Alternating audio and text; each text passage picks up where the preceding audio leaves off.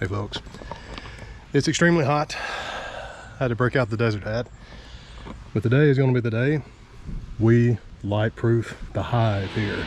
That's what I'm lovingly referring to as the portable darkroom slash scan room slash writing salon. Yeah, a little bit of work to do. Not really going to be changing much in terms of structure, but anyway, let me just show you. See if we can get some light going here.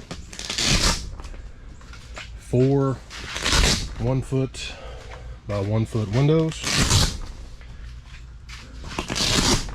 2 entrances slash exits. Get some air flowing too. We have our ventilation up top, both sides, and a few little pockets. This is a pop-up ice fishing hut, the Eskimo QuickFish 3. As the name would suggest, it's a 3-person ice fishing hut.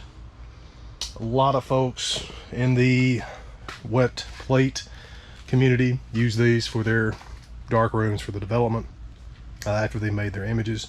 So I'm going to adopt that and turn it into a dark room for myself, to develop my film and print my silver gelatin prints, and to make the emulsion, coat the paper, and hopefully develop my cyanotypes that I will be contact printing.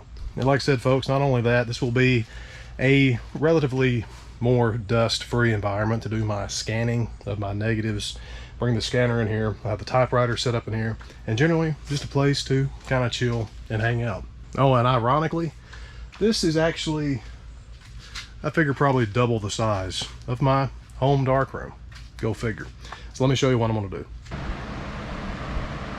I've of course had to bring a fan out here, folks, so I don't suffocate.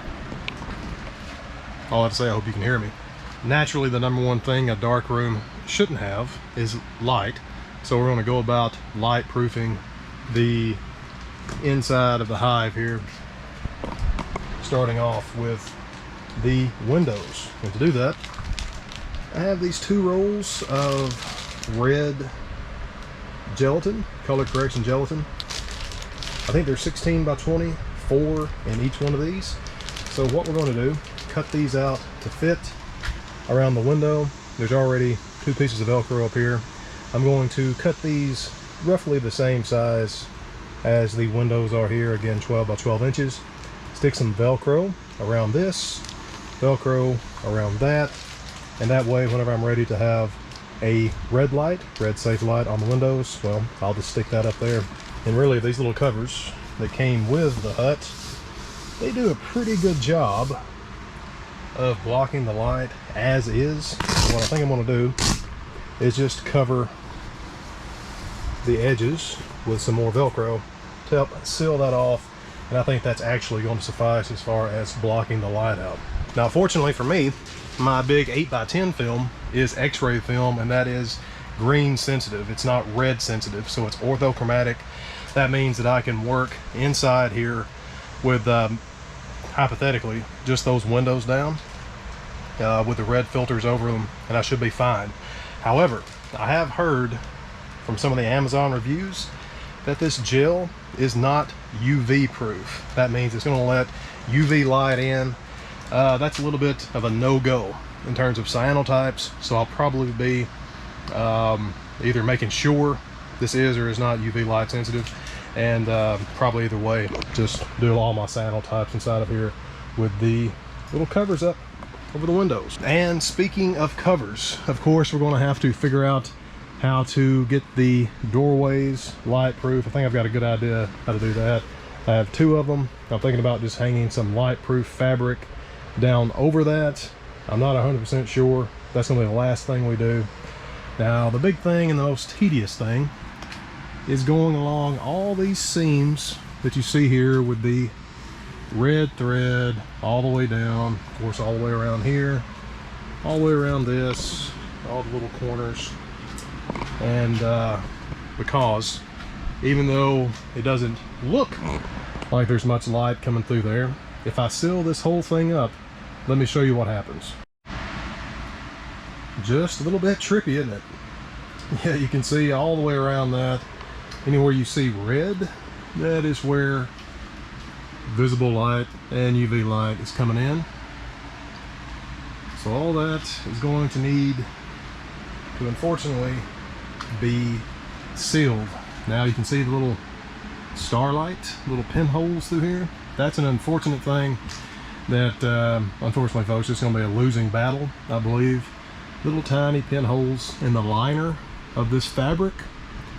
I think a can of black spray paint is going to be the only remedy to that, and just as a new hole pops up there, just spray a little spray paint on there and take care of it. So yeah, let's get everything open back up in here. So yeah, that is going to be the gist of the light proofing. And like I said folks, Jesus, it's hot, but like I said folks, it's going to be virtually impossible to have this thing 100% light tight, but we're going to do our best. And to get started, I'm going to mix up some silicone, some mineral spirits, and a little bit of the actual black stain I've been using on the inside of Bruce. I've done this before to actually waterproof the seals of the seams in some of my tents, and this time around I'm going to do the same thing, just add some black dye in that to hopefully make that light tight.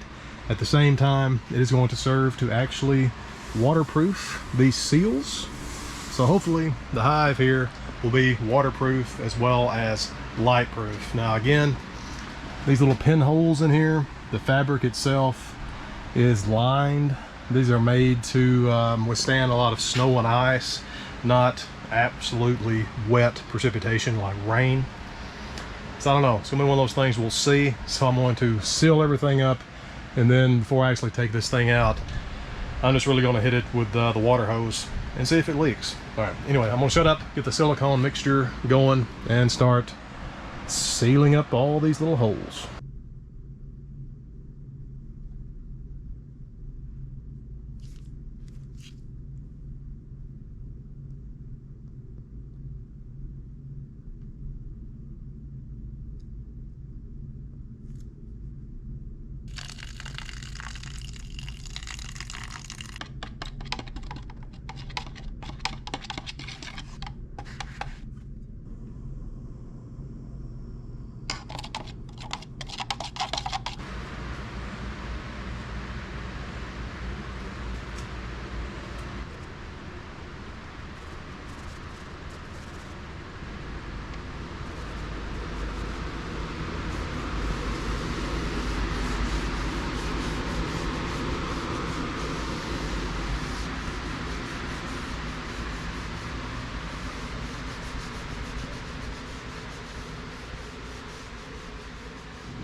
Now, you know me, folks. I'm generally emphatically against changing the plan unless it is just absolutely necessary, or if it just makes a lot of sense to do so.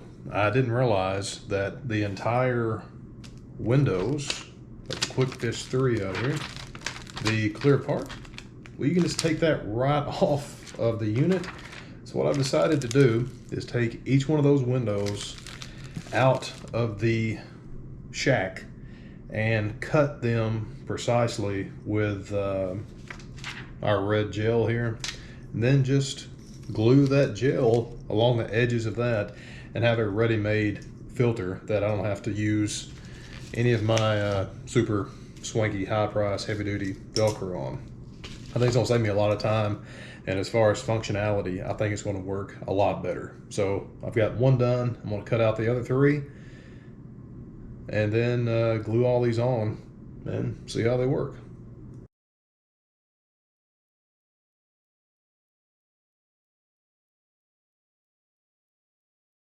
All right, so there is our 4 sheets of the film and our 4 windows. I'm going to track down some glue and glue these suckers on there.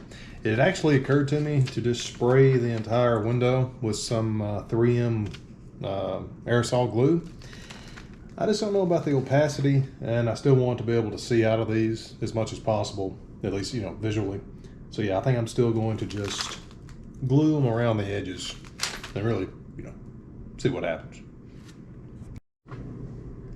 I'm actually going to be using some just old-fashioned glue sticks, same stuff you used to use in elementary school. Acid-free. I'm going to glue down the edges, or put the glue on the edges, that is, and then glue down the gel to those edges. And I'm hoping that's going to be, you know, just that simple.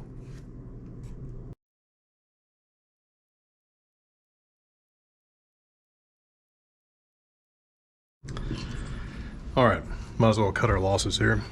That glue is just not going to work. You can see it's already coming off. It's extremely questionable, to say the least, in the spots that it is staying on.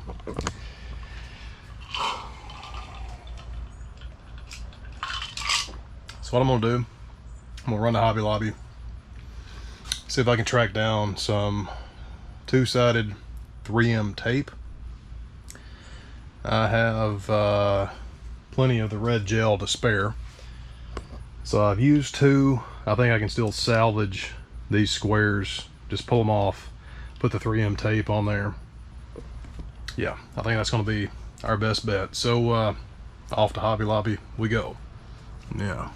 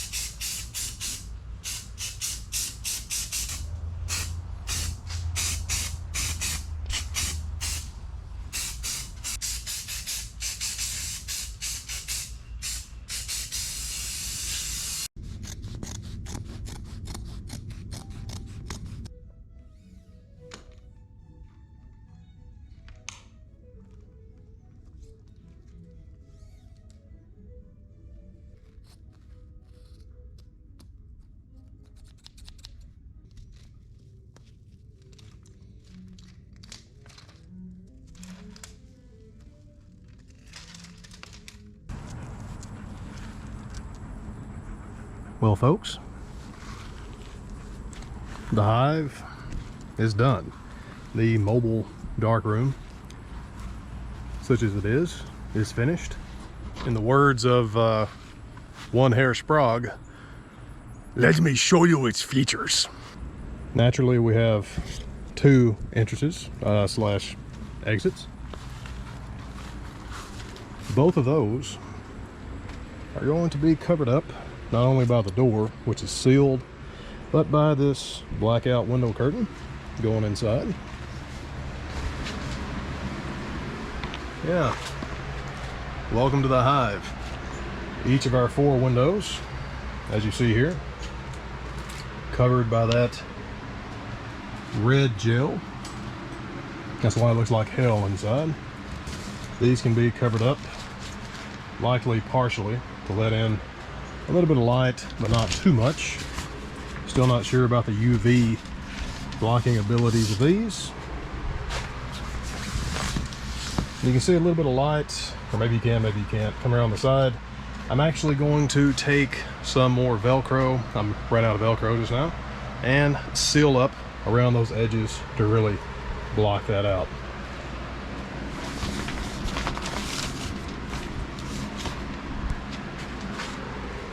And of course, we have our little ventilation ports here. Probably do the same thing with the Velcro around those. And if you can't tell, folks, I essentially, especially over here, just repainted the inside of this thing with that black matte spray paint. Like I said, I'm gonna have to keep a can of that on hand just for touch-ups, but really no big deal. I went around to every single seam, anywhere that there was stitching or where two pieces of the fabric came together. That has all been sealed with that silicone mineral spirit solution, and the paint, the black stain, that ebony stain. So hypothetically, this entire thing should be waterproof, and from the looks of the sky, we're probably going to figure that out here before too much longer. So anyway, so I'm going to zip up this entrance here. Gotta leave the fan going, folks. As you can see, the zippers, well, there's just no way to actually light proof that. Fortunately, that's what our little dark cloth here is for. So I'm just going to Velcro that up, being very careful. That's fresh Velcro. Yeah, there we go. And I'm going to put one more little strip right over here to hold that. Button up the ventilation hatch. And we are going dark. Let's see, a little bit of light coming in through those cracks in the windows, but man, yeah, it is like a tomb in here, guys. As soon as I get some more Velcro on that, you can see just how much that would block out the light. Down here at the bottom, you can see just a few little cracks. When I actually have this out in the field or wherever, I'll just be weighting that down. Won't have to worry about light coming through, and there will be an actual tent footprint bottom inside of the hive here, and that should take care of a lot of that light leakage. Whew, man, yeah, extraordinarily pleased overall with how the old hive here turned out. For a first try, completely untested, never done this before. Yeah, I think it's going to work. Not only is it going to be the place for the printing, the place for the cyanotypes, and any kind of darkroom work. Like I said, it's going to be where I'll be keeping the scanner, or at least having the scanner when I'm using it, and the typewriter as well, because this is going to be more or less the outdoor home slash tent slash living space, where I can just go in and hopefully not have quite as much dust, not as much interference from the elements, especially the sun. I'm going to rig up some little fans in here. If you watch my Instagram stories, I've talked about it, but they have little little rods here all around, perfect hanging points for not only the fans, but the safe light should I want to use one, and hanging up prints to dry, hanging up negatives to dry, that kind of thing. This stuff is just ready made. Little pockets here, that's where the power, the little capacitor chargers are going to go for the fans. I think maybe two put in here circulating up top, especially with the ventilation hatches open up. I think it's going to be actually kind of temperate in here. We have the big fan going now. It's in the lower 90s, unfortunately, here in Tennessee. And truth be told, even up top, yeah, that feels pretty good. And speaking of that, I don't know if you can see this or not, I am 6'4", give or take. So I have a little bit of headroom up here, actually a good bit of headroom. Excellent space here, excellent working space. I'll likely put the tables here to one side to maximize the space, but who knows until I actually do it. And speaking of that, I'm going to be heading to East Tennessee, back to the Smokies, back to the Appalachians, my photographic home, so to speak. That is next week, and I'll be putting all of the stuff here to the test, not just the hive, but everything in Bruce as well. It is more or less the first trial run, just me, not taking Leia with me, but the first trial run of, well, you know, everything is going to be going on the road. All right, folks, I hope you have enjoyed, it's like being born, enjoyed the little conversion of the hive here. I know Leia has been perplexed by it. As always, hit that little super thanks button. Throw me $1 or $2 if you got anything out of this. I would really appreciate a little bit of whiskey money. Of course, stay on board, subscribe if you haven't already, because as soon as the house goes on the market, we are going to be going on the road some very lurid adventures ahead. So yeah, if you want to check out anything else on the channel to help support me, of course, all my affiliate links, all of my stuff from Camera Jockey Clothiers, all my presets, all my prints, all my books, folks, as always, I can't tell you enough how much that really helps out. It is literally what keeps all of this running. So until next time, well, you know, I can't end these videos.